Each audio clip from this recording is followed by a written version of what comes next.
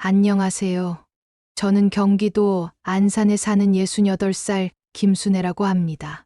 남편은 몇 해 전 지병으로 먼저 떠나보내고 지금은 혼자 살고 있어요. 젊을 적엔 반찬 가게를 운영하면서 아들 하나 건사하려고 열심히 살았습니다. 매일 새벽마다 시장 다녀와 묵은지 다지고 동태포 튀기며 이 손으로 억척같이 살아왔죠. 그렇게 키운 외아들이 결혼을 하고 며느리를 데리고 왔을 땐 이제 나도 어깨 좀 펴고 따뜻한 식사 한 끼 함께하는 날이 많아지겠구나 했어요. 실제로 처음 몇 년은 꽤 다정했어요. 명절이면 같이 장도 보고 어머님 이거 드셔보셨어요? 하며 신메뉴도 골라주는 며느리를 보며 그래, 요즘 아이답게 예쁘게 컸구나 했었죠. 근데요, 언제부터인가 계산대 앞에만 서면 며느리는 한 발짝 뒤로 물러나더라고요. 처음엔 내가 더 나이 많고 돈도 있으니 당연히 내는 거라 생각했어요. 우리 장바구니엔 두부, 콩나물, 사골팩 하나였는데도 말이에요. 그때부터였을 거예요. 내가 같이 마트 가는 게 기쁨이 아니라 계산기처럼 느껴지기 시작한 게. 나는 그냥 밥 한 끼 같이 먹고 김장 같이 담고 소소한 이야기 나누고 싶었는데 그 마음을 알아주는 사람이 하나도 없다는 게 그렇게 서글플 줄 몰랐습니다. 그런 서운함이 쌓이고 쌓여 결국 제 등을 돌리게 만들었죠. 그 얘기는 지금부터 차근차근 들려드릴게요. 이야기가 시작되기 전에 좋아요와 구독으로 함께 마음을 나눠주세요. 당신의 그 따뜻한 클릭 하나가 영상을 만드는 큰 힘이 됩니다. 젊었을 적 제 별명은 시장김 여사였어요. 매일 새벽 5시면 술에 끌고 마장동 시장에 갔고 싱싱한 채소와 고기 골라 반찬 가게를 열었죠. 남편이 일찍 세상을 떠났으니 아들 하나를 키우며 장사까지 하느라 손에 물 마를 날이 없었습니다. 하루하루가 전쟁 같았지만 그래도 가게에 불 켜고 들어서는 손님들을 보면 살아있다는 기분이 들었어요. 이웃 어르신들, 단골 손님들이 김 여사, 당신 손맛 덕에 오늘도 밥 한 그릇 뚝딱 했어 하면 그렇게 뿌듯할 수가 없었죠. 아들 재민인 그런 제 삶의 전부였습니다. 새벽같이 도시락 싸주고 밤늦게 학원 끝날 때까지 문 안 잠그고 기다리며 마음 한켠으로만 버텼어요. 결혼한다고 했을 땐 기뻤지만 한편으로는 이제야 숨 좀 쉬겠구나 싶은 마음이 들기도 했죠. 며느리 지은이는 조용하고 깍듯한 아이였어요.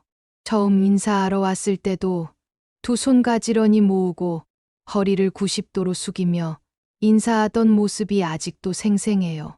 어머님, 말씀 많이 들었습니다. 잘 부탁드립니다. 그 말이 얼마나 고맙고 안도되던지. 그리고 그날 재민이가 조용히 귀띔해줬죠. 엄마, 지은이 몇 년 전에 어머니 돌아가셨어. 엄마가 딸처럼 대해줘.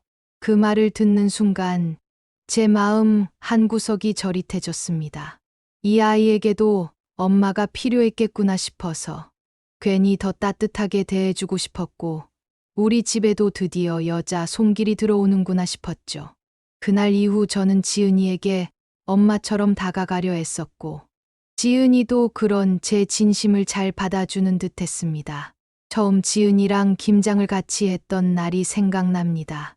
배추 절여놓고 양념을 버무리는데 지은이가 고무장갑 낀 손을 탁탁 털며 웃었어요. 어머님, 저 어릴 때도 엄마랑 이렇게 했어요. 엄마 생각나요. 그러더니 갑자기 저를 바라보며 어머님, 저희 엄마처럼 느껴져요. 하더군요. 그 말의 순간 마음이 벅차올랐고 아, 이 아이는 진심이구나. 우리 가족이 맞구나 하고 안심했었죠. 그런데 시간이 흐르면서 그 말이 점점 아득해졌습니다. 며느리 지은이는 언제나 공손하고 웃는 얼굴입니다. 한 번도 말이 거칠거나 불편했던 적은 없었어요. 장 보러 갈 때도 꼭 저를 불러줍니다. 어머님, 이번 주에 장 같이 보실래요? 마침 아이 간식도 떨어졌어요. 어머님도 필요한 거 있으시면 꼭 같이 담으세요. 이런 말들을 들으면 솔직히 기분이 좋지 않을 수 없었습니다. 그래도 우리 지은이는 참 예의 바르다. 함께 해주는 것만으로도 고맙다고 생각했죠. 그런데 이상한 건 그 함께의 결말은 늘 같았습니다. 지은이는 장을 보며 이것저것 많이 담았습니다. 자기 화장품, 아이들 학용품, 남편 간식, 가끔은 친구 부탁이라며 샴푸까지. 그런데 계산대 앞에만 서면 어느 순간 제게서 반걸음 물러났습니다. 어머님, 제가 들고 있을게요. 어머님은 카드만 꺼내세요. 무거운 거 들지 마세요. 그 말이 얼마나 다정하게 들렸는지 모릅니다. 하지만 그 다정함은 항상 제가 지갑을 열어야 완성되는 친절이었습니다. 처음엔 요즘 세대는 이렇구나 하며 넘겼어요. 그러다 어느 날은 장을 다 보고 나서 지은이가 이런 말을 하더군요. 요즘 물가가 너무 올라서 걱정이에요. 그래도 어머님이랑 같이 보니까 한결 든든해요. 저 혼자였으면 부담됐을 텐데요. 그 말을 듣는데 가슴이 콕 하고 찔렸습니다. 같이 봐서 든든한 이유가 혹시 그거였던 걸까요? 그 후로 유심히 지켜봤습니다. 계산할 때마다 지은이는 자연스럽게 뒤로 물러섰고 카트 정리는 해주지만 지갑을 여는 일은 없었습니다. 어머님, 이런 건 제가 트렁크에 실을게요. 어머님은 손에 물도 묻히지 마세요. 하지만 그 다정함 속에서 저는 한 번도 같이 계산하겠다는 말은 듣지 못했습니다. 가끔은 제가 일부러 말해봤습니다. 지은아, 이건 너네 집에서 쓸 거니까 따로 담을까? 그러면 며느리는 어김없이 밝게 웃으며 말했죠. 어머님, 저 그런 거 신경 안 써요. 가족인데요. 그리고 어머님이랑 같이 다니면 뭔가 마음이 편해서 좋아요. 그 말에 뭐라 할 수 없었습니다. 내가 또 너무 의심하는 건가 싶어 말끝을 삼키고 말았죠. 하지만 속에선 뭔가가 끓었습니다. 겉으로는 가족이니까요. 괜찮아요를 말하지만 매번 장을 보면 계산은 제 목, 지은이는 늘 미소만 남기는 이 구조가 점점 더 불편해졌습니다. 사실 지은이는 아직 한 번도 계산을 해본 적이 없습니다. 그런데 제가 먼저 계산 안 하면 약간의 정적이 흐릅니다.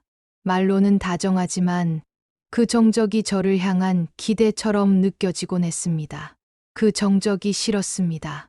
그 침묵의 무게가 제가 어디까지 참아야 하나를 묻게 했습니다. 그날 이후 마음속에서 무언가 천천히 무너지기 시작했습니다. 지은이는 여전히 친절했습니다.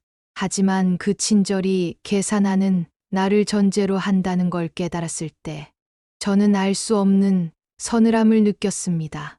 마트를 나서는 길, 지은이는 여전히 카트를 끌며 제 앞을 성큼성큼 걸었습니다. 어머님, 이건 제가 차에 실을게요. 어머님은 여기서 기다리세요. 그 말조차 다정했지만 마음속에서는 작은 울림이 계속 커졌습니다. 지은아, 우리 다음엔 같이 반반씩 해보는 건 어때? 입 밖으로 꺼내기까지 얼마나 망설였는지 모릅니다. 하지만 제 말이 끝나기도 전에 지은이는 이렇게 말했죠. 어머님, 저 불편하게 생각하시는 거예요? 말투는 부드러웠지만 표정은 분명히 굳어 있었습니다. 그 순간 깨달았습니다. 지은이의 친절에는 균열이 없지만 나의 진심에는 벽이 생긴 거죠. 며칠 뒤 며느리와의 대화가 점점 줄어들기 시작했습니다. 문자는 여전히 왔지만 저는 일부러 늦게 답했고 마트에 같이 가자는 말엔 몸이 좀 안 좋다고 둘러댔습니다. 그러자 지은이의 반응은 의외였습니다. 어머님, 무슨 일 있으세요? 혹시 제가 뭘 잘못했나요? 그 물음에 가슴이 철렁했지만 바로 대답할 수 없었습니다. 잘못이라는 단어를 들으니 더더욱 말문이 막혔죠. 잘못이라기보다 쌓여온 감정이었습니다. 그리고 며칠 뒤 또다시 함께 마트에 가게 된 날. 그날따라 계산대 앞에서 지은이는 휴대폰을 꺼내 들고는 메시지를 확인하느라 바쁘더군요. 카트 정리도 하지 않고 결제 단말기 앞에 서 있는 저를 아예 의식하지 못한 듯 했습니다. 그 순간 가슴 깊은 곳에서 뜨거운 것이 치밀어 올랐습니다. 나는 지금 뭘 하고 있는 걸까? 이 관계는 어디까지 가는 걸까? 무언가 확실히 깨졌다는 느낌이 들었습니다. 그날 집으로 돌아와 식탁에 앉아 있는데 왜인지 눈물이 뚝 하고 떨어졌습니다. 지은이는 여전히 다정한 말투를 쓰고 웃고 있지만 그 다정함에 매번 지갑을 열며 느껴야 하는 이 모멸감이 더는 견딜 수 없게 만들어버린 겁니다. 그날 밤 저는 처음으로 생각했습니다. 이 관계 이대로 두면 안 되겠다. 그리고 그 생각은 곧 결심이 되었습니다. 며느리 지은이와의 관계를 잠시 멀리하기로 마음먹은 후 저는 마트에 혼자 가기 시작했습니다. 예전엔 부담스럽게 느껴졌던 장보기가 이젠 오히려 편안하게 느껴지기 시작했어요. 누군가의 눈치를 보지 않아도 되고 결제 단말기 앞에서도 마음 졸이지 않아도 되니 말이죠. 그렇게 몇 주가 지나고 어느 날 지은이에게서 연락이 왔습니다. 어머님, 저희 이번 주말에 집에 들러도 될까요? 직접 만든 김치찌개가 있는데 어머님 생각이 나서요. 그 문자를 보는 순간 마음이 이상하게 무거워졌습니다. 그래도 좋아. 그래 한 번쯤은 하고 허락했죠. 지은이는 예전처럼 웃으며 들어섰고 저를 껴안으며 말했습니다. 어머님 뵙고 싶었어요. 그동안 계속 생각했어요. 그 말이 진심 같기도 하고 어딘가 조심스러운 위로처럼 느껴졌습니다. 그리고 식사 후 지은이는 손에 봉투 하나를 내밀었습니다. 이거 요즘 어머님이 좋아하신다던 홍삼이에요. 어머님 혼자 다 하시게 해서 죄송했어요. 작은 정성이지만 그 마음이 전해졌습니다. 그 순간 마음속의 앙금이 조금은 녹는 듯 했습니다. 하지만 그 평화는 오래가지 않았습니다. 며칠 뒤 아들 재민이와 통화를 하던 중이었습니다. 엄마, 요즘 지은이랑 마트 안 가? 지은이가 그러는데 엄마 바빠서 요즘 잘 안 간다고 하더라. 그 말에 잠시 말을 잃었습니다. 엄마랑 마트 가는 날이 제일 좋았는데 요즘은 좀 섭섭하대. 엄마랑 같이 다니면 자기는 편하고 마음이 놓인다고 그러더라. 그 순간 핸드폰을 쥔 손끝이 서서히 차가워졌습니다. 편하다. 마음이 놓인다. 그 말들이 왜 이렇게 날카롭게 꽂히는 걸까요? 그 편안함의 전제가 혹시 내가 늘 계산하는 존재라서 그런 건 아닐까? 나는 같이 걸어가는 가족이 아니라 늘 카드를 꺼내주는 사람이었을 뿐인 건 아닌지. 그동안 애써 미소로 덮었던 감정들이 그 말 한마디에 와르르 무너지는 소리가 들리는 듯 했습니다. 그제야 알았습니다. 내가 잠시 안정을 느꼈던 건 평화가 아니라 침묵 위의 고요였다는 걸요.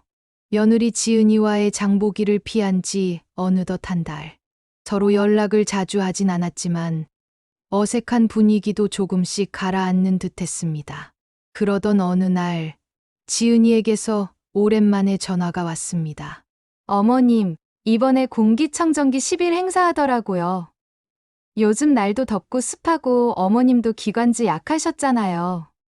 이번 기회에 하나 장만하시면 좋을 것 같아서요. 갑작스러운 제안에 의아했지만 지은이 말투는 늘 그렇듯 다정했고 어머님 것도 하나, 저희도 하나, 1+1이니까 서로 좋은 거잖아요. 라는 말에 잠깐 마음이 흔들렸습니다. 그래, 이번엔 진짜 서로에게 필요한 걸 나누자는 거구나. 그렇게 생각하며 같이 백화점에 나갔습니다. 공기청정기 코너에 도착하자 지은이는 이미 모델을 골라놨더군요. 이게 이번 주 행사 모델이에요. 1+1인데 조건이 어머님 카드로만 돼요. 어머님 이름으로 결제하면 둘 다 배송되고 사은품도 어머님 명의로 받을 수 있어요. 그리고는 자연스럽게 덧붙였습니다. 저희 집엔 아기 때문에 꼭 필요한데 마침 이런 행사가 있어서 너무 다행이에요. 그 말을 듣는 순간 마음속 어딘가가 딱 하고 끊어졌습니다. 이건 나를 위한 제안이 아니었구나. 지은이의 다정한 제안은 결국 내 카드를 사용해서 자기를 위한 기계를 얻는 방식이었던 겁니다. 지은아, 그럼 내 카드로 하고 내가 반 줄게. 그 말에 지은이는 잠시 말이 막힌 듯 하다가 웃으며 말했죠. 어머님, 행사 조건이 어머님 카드로만 돼서요. 괜히 어머님이 더 복잡하실까봐. 그 순간 웃음기 어린 얼굴이 왠지 차갑게 느껴졌습니다. 편하게 웃는 얼굴 뒤에 숨은 계산기 소리. 저는 마치 낯선 사람을 마주한 것처럼 말없이 서 있었습니다. 그날 집으로 돌아와 혼자 앉아 있는데 그 모든 장면이 반복 재생처럼 떠올랐습니다. 지은이의 친절함은 결국 나의 결제 능력을 기반으로 한 평화였던 겁니다. 이 아이가 진심으로 날 위하는 걸까? 아니면 늘 이득을 섞은 친절만 반복하는 걸까? 그 의심이 확신으로 굳어지는데 오래 걸리지 않았습니다. 그리고 저는 결심했습니다. 이제 이 관계의 균형을 바로잡지 않으면 나는 평생 누군가의 뒤에 서서 카드만 꺼내는 사람이 될지도 모른다. 며칠 후 지은이에게서 다시 연락이 왔습니다. 어머님, 공기청정기 거는 어머님 편하실 때 하시면 돼요. 이번 주까지 행사라서요. 그냥 결제만 해주시면 나머진 제가 다 알아서 할게요. 문자 말미엔 하트 이모티콘까지 붙어 있었습니다. 저는 잠시 메시지를 바라보다가 바로 전화를 걸었습니다. 지은이가 반가운 목소리로 받았지만 저는 조용히 말을 꺼냈습니다. 지은아, 나는 지금 공기청정기 필요 없어. 너희 집에 꼭 필요하면 너희가 알아서 사렴. 제 말투는 무겁지도 화나지도 않았습니다. 그저 담담하게 하지만 분명하게 말했을 뿐입니다. 지은이는 한참 말이 없다가 작게 네 어머님 하고 대답했습니다. 전화를 끊고 나니 마음속 어딘가가 처음으로 가볍게 느껴졌습니다. 이제는 더 이상 침묵 속에서 나를 설명하지 않아도 되는 것 같았어요. 그 다음 날 아들 재민이에게서 전화가 왔습니다. 엄마, 지은이 삐졌어. 엄마가 너무 딱 잘라 말했나 봐. 지은이 그런 애 아니잖아. 좀만 이해해줘. 그 말에 마음 한켠이 쓰리면서도 속에서 분노가 치밀어 올랐습니다. 그런 애 아니라니 정말 몰라서 하는 소리니? 그동안 참고 넘어간 내가 이제는 바보처럼 느껴졌습니다. 그리고 결국 일이 터진 건 그 다음 주였습니다. 재민이 부부가 명절 음식을 하겠다며 집으로 왔습니다. 지은이는 재료를 몇 가지 사왔다며 부엌에 들어섰고 저는 그냥 조용히 지켜보고 있었습니다. 그러다 지은이가 갑자기 말했습니다. 어머님, 저 이번에 명절 음식 많이 못 준비했어요. 요즘 생활비도 빠듯하고 어머님이 늘 잘 챙겨주시니까 좀 의지했네요. 그 말을 듣는 순간 제 안에 쌓였던 것들이 터져 나왔습니다. 지은아, 네가 말하는 그 의지라는 거 그게 대체 뭔지 알고 하는 말이니? 지은이는 당황한 눈빛으로 절 바라봤고 저는 조용히 말을 이었습니다. 함께 장 보자 할 때마다 난 늘 계산대 앞에 혼자 서 있었어. 네가 아무렇지 않게 뒤로 한 발 물러설 때마다 난 그 자리가 너무 부담스러웠단다. 지은이는 잠시 입을 다물고 있더니 작게 중얼였습니다. 전 그냥 어머님이 괜찮으신 줄 알았어요. 불편하셨으면 말씀하시지. 그건 내가 말하지 않아도 네가 알아야 할 배려였단다. 제 목소리가 떨렸습니다. 나는 내 친절을 믿었지만 그 친절 뒤에 늘 내 지갑이 따라붙는 건 나만의 착각이었니? 지은이는 아무 말도 하지 않았고 그 침묵 속에서 저도 말끝을 멈췄습니다. 공기청정기, 마트, 명절 준비까지 모든 순간이 하나로 겹쳐지며 그동안의 침묵이 쌓여 폭발한 순간이었습니다. 그날 밤 아들 재민이는 조용히 제 방에 들어와 앉았습니다. 엄마 지은이가 많이 울었어. 뭐가 그렇게 섭섭했는지 말이라도 하지. 저는 잠시 침묵하다가 천천히 입을 열었습니다. 재민아, 엄마는 네가 결혼했을 때 진심으로 축하했어. 우리 집에도 드디어 여자 손길이 들어온 것 같았고, 그런데 말이다. 그 따뜻함이란 게 왜 매번 내가 지갑을 열어야 가능한 온기였을까? 엄마는 그게 자꾸 마음에 걸리는 거야. 재민이는 어색하게 웃으며 말했어요. 지은이 그런 애 아니야. 그냥 요즘 많이 지쳐서 의지했던 거 아닐까? 저는 고개를 천천히 저으며 말했습니다. 그게 문제야.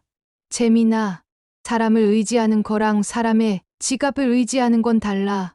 엄마는 사람이 되고 싶지, 수단이 되고 싶진 않아.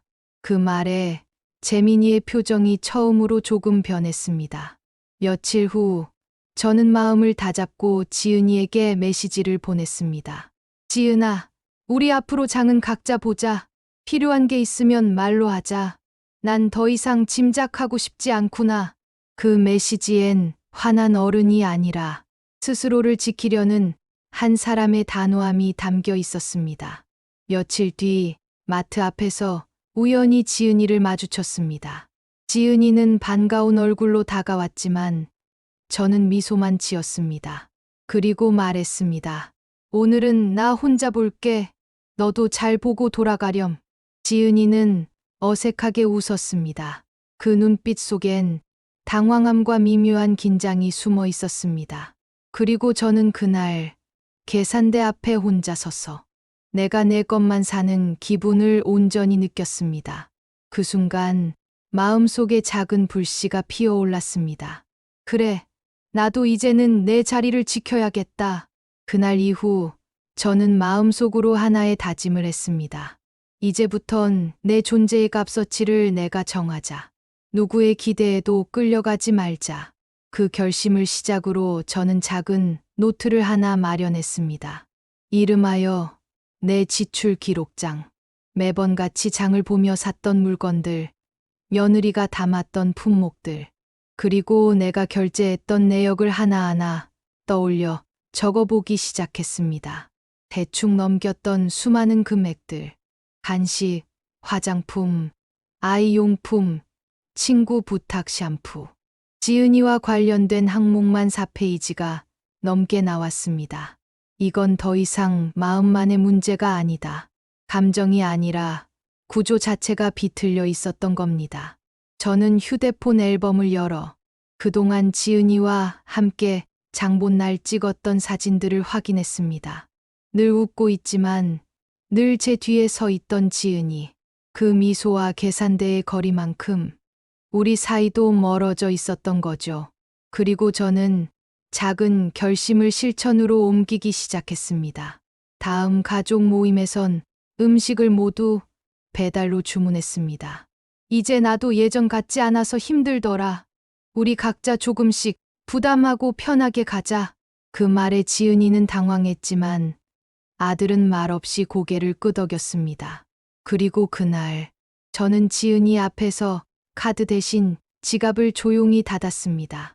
이젠 나도 나를 위해 아껴야겠더라. 짧은 한마디였지만 그 말 속엔 이전의 나로는 돌아가지 않겠다는 선언이 담겨 있었습니다. 지은이는 아무 말도 하지 못했습니다. 그 침묵은 저에게 더 이상 미안함이 아니라 자신을 위한 공간을 되찾았다는 안도감으로 다가왔습니다. 이후 지은이는 더 이상 저를 장 보러 부르지 않았습니다. 그 대신 단체 가족 대화방엔 종종 이런 메시지를 남겼죠. 이번 주말엔 저희가 뭐라도 해볼게요. 하지만 정작 주말이 되면 급한 일이 생겼다며 빠지는 게 다반사였습니다. 저는 더 이상 묻지 않았습니다. 묻지 않고 대신 제가 스스로를 돌보는 일에 집중했습니다. 복지관 요리 강좌를 신청해 매주 나가기 시작했고, 동네에서 친하게 지내던 이웃들과 장도 보고 산책도 나갔습니다. 복지관 요리 강좌에 등록한 첫날, 유정이라는 분을 만났어요. 63살, 남편과 사별하고 혼자 산 지 10년째라고 하더군요. 함께 된장찌개를 끓이면서 이런 말을 했습니다.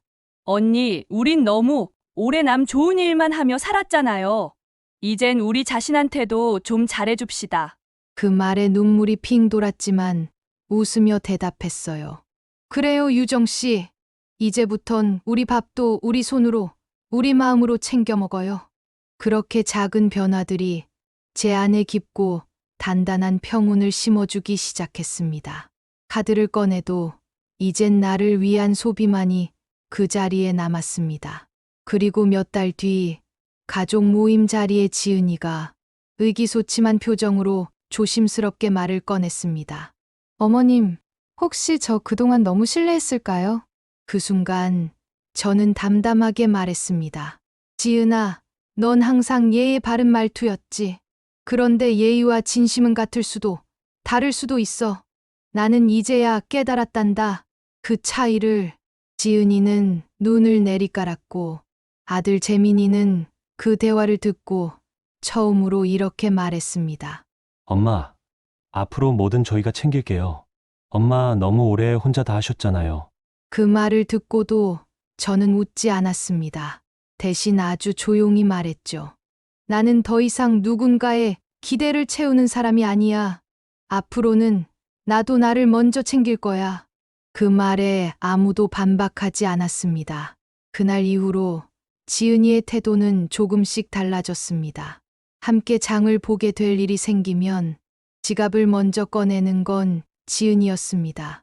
한참을 망설이다 꺼낸 그 카드 한 장에서 저는 처음으로 이 아이가 나를 같은 사람으로 보기 시작했구나 하는 기묘한 평온을 느꼈습니다.